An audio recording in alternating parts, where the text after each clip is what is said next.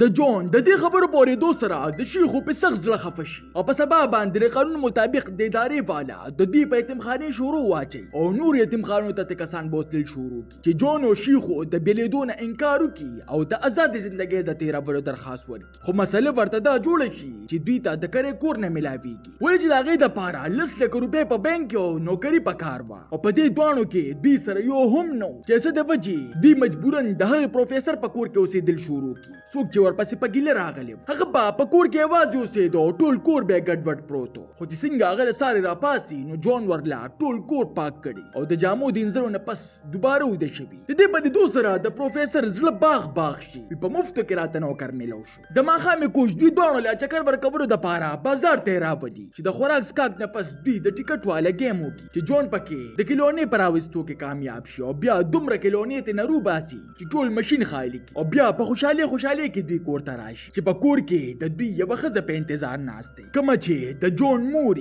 هغې دې د مقابلې د وجې په ټي وي لیدلې وه 10 کاله پس دې د مخې سړی وپېژني او جاړي او ځان سره دې کور ته بوتل غواړي چې شیخو ورته په غوسه کې وایي وي ستا پې اوس د څه شي حق پاتې دی 10 کاله خو په یتیمخانه کې تېر کړل تا یې خیر خبر نه اخیسته او ناڅاپه اوس را پیدا شوې چې مور یې ورته په جواب کې وایي وي ته خو به اوس خامخا نه پرېږدې ولې چې دې خو ستا لکه نوکرانو خدمت کوي چې په خبرو کې دوی دا خبرې په جګړه کې بدلې شي او همدغسې دا معامله عدالت ته ورسي چې شیخو د عدالت نه مخکې جون ښه پوهه کړي چې د کم جواب به څنګه جواب ورکړي خو چې کله ترېنه جج دا تپوس وکړي وي تا ته ښه پوره اختیار دی ته چا سره اوسېدل غواړې چې جون پرې لږ سوچ وکړي او بیا د مور طرف ته اشاره وکړي چې مور یې د خوشحالۍ نه په ژړا شي او په ټول عدالت کې غوبل جوړ شي او پروفیسر دا اپیل درخواست وکړي چې په دوباره تپوس باندې هغه هم بیا مور یاده کړي د شپې په وخت کې دوی د معمول مطابق مینچې پخېږي چې جون ورله پوکي ورکوي او شیخو په زړه کې وایي وي دا زمونږ خیري خوراک دی چې جون ورته وایي وي ګرم دی او په یوه نوړۍ کې ټولې مینچې دې وخوري او ورپسې چار هم چې شیخو غریب ورته اشارې کوي خو هغې ورله په دې باندې نه ورکوي وي ګرم دی او ګرم دی چې شیخو ورته په چغو وایي وي مال هم راکړه که نه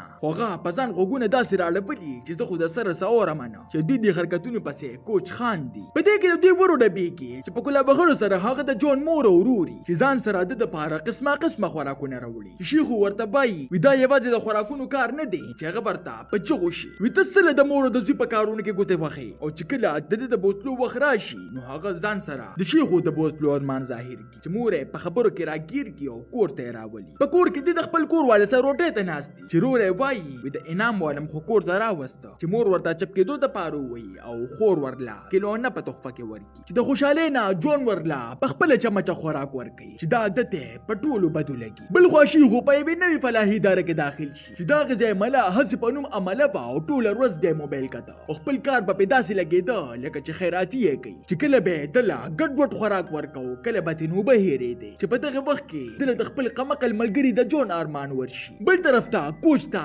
نوې نوکري میلو شي چې د انټرویو په وخت کې دا چې ورته کله خپل رضاکارانه سرټیفیکیټ وښایي نو د کمپنۍ مشر د مخې سره ترې متاثره شي دغه سرټیفیکیټ یې کوم چې ورله شیخو و جون په شریکه جوړ کړي د نوکرۍ د لګېدو په خوشحالۍ کې دا د جون خواله لاړه شي چې دا مټۍ ورکوو نه پس جون ترېنه د شیخو په باره کې تپوس وکړي چې هغه ورته موبایل روباسي او ورته پکې د هغه په نوې اداره کې ایستلې شوي تصویران وروښایي چې دې په لیدو سره د هغه مازه خراب شي وي زما ورور یوازې څه هم نشي کولی هغه لا د بیلچیر دپاره کس پکار دی د خوراک ورکولو دپاره پکار دی او د ټولو نه غټه خبره وسلخانې ته د بوتلو دپاره وي زما ملګري یوازې نشي اوسېدی وي ما خو په دې سوچ باندې مور سره تلو فیصله کړې وه چې زه به د ځان سره هلته کې بوځمه او که زه نیمه نو بیا به ته خیال ساتې د شپې په وخت کې دې د خپلې ګړۍ په اواز باندې راپاسي په دې سوچ چې اوس په نیمه شپه کې خپل ملګري شیخو سره خبرې کومه خو دې په لیدو سره مازغه کار پرېږدي چې هغه خو نشته او په ځان را باندې کړي په سبا باندې دې د خپلو نوو ملګرو سره په هوټل کې ناست دی چې په دې وخت کې د ماشومانو واکر ته پام شي او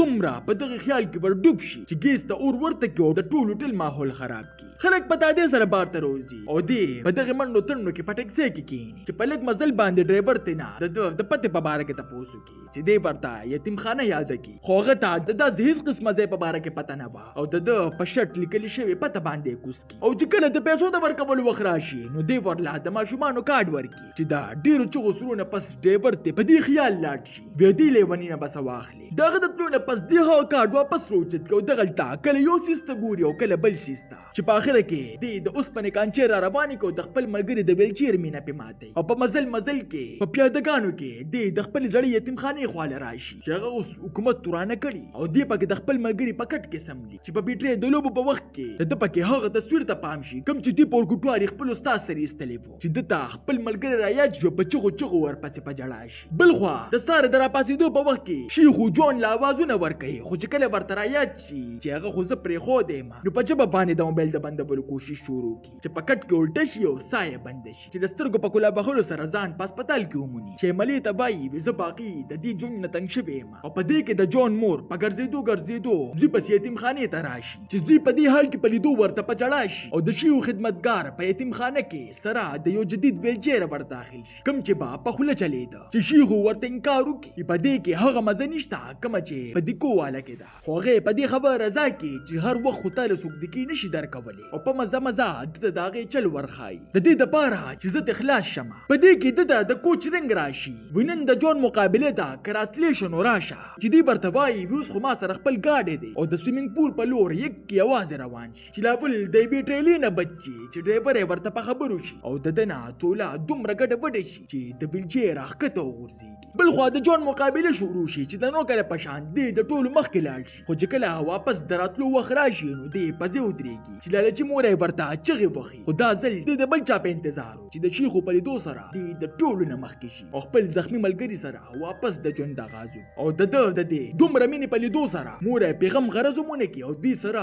د انعامه کور ته راشي چې د خوراک په وخت کې هغه تېنه د نور کله په شان د ګرموالي په بهانه خوراک ختم کړي او چې کله د هغه د خوراک وخت راشي نو ور وډبېږي چې دی ورپاسي او شیخو په ځای پرېږدي چې هغه کوچ و د کټات په خوشحالۍ کې دوی لا د ځان سره خوراک راوړي او همدغسې دوی واپس د خپل نوي ژوند معمول ته راشي تاسو ته دا نننۍ کهاني څنګه ولګېده ما ته خپله قیمتي رایې په کمنټ کې ضرور راکړئ ملاویږو به په یو نوي ویډیو سره ما راکړئ اجازت بای بای